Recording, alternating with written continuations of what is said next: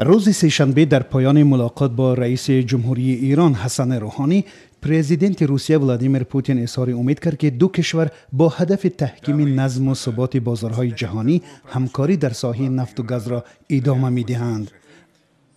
ما امکان خوبی توسعه همکاری ها در ساحه نفت و گاز را مشاهده می‌کنیم. یک عده شرکت‌های پیشدست روسیه در مورد استخراج و کارکرد مواد سوخت در چندین کان ایران موافقتنامه امضا کردند.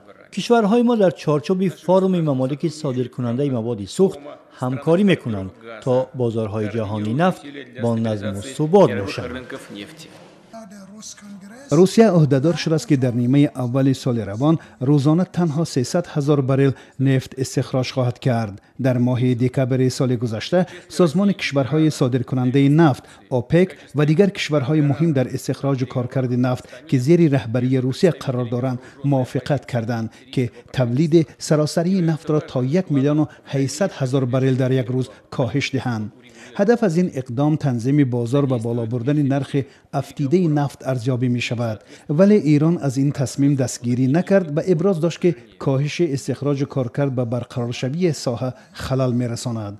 تا ماه ینور سال گذشته ساحه نفت و گاز ایران تحت تحریم بین المللی قرار داشت.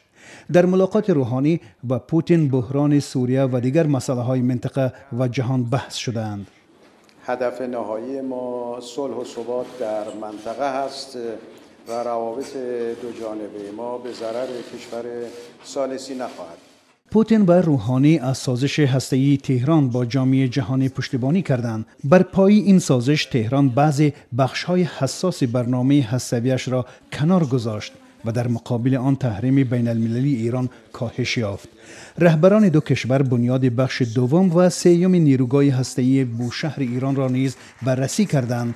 در اظهارات پرزیدنت‌های روسیه و ایران دعوت شده است که زیر نظر سازمان ملل متحد روند تهیه اسناد مربوط به آیین‌نامه در ساحه اطلاعاتی راه اندازی شود. روسیه و ایران از آن نگرانند که اطلاع و فناوری‌های اطلاعاتی هرچی بیشتر برای تطبیق هدف‌های جنایی، تروریستی، نظامی و سیاسی مورد استفاده قرار می‌گیرند.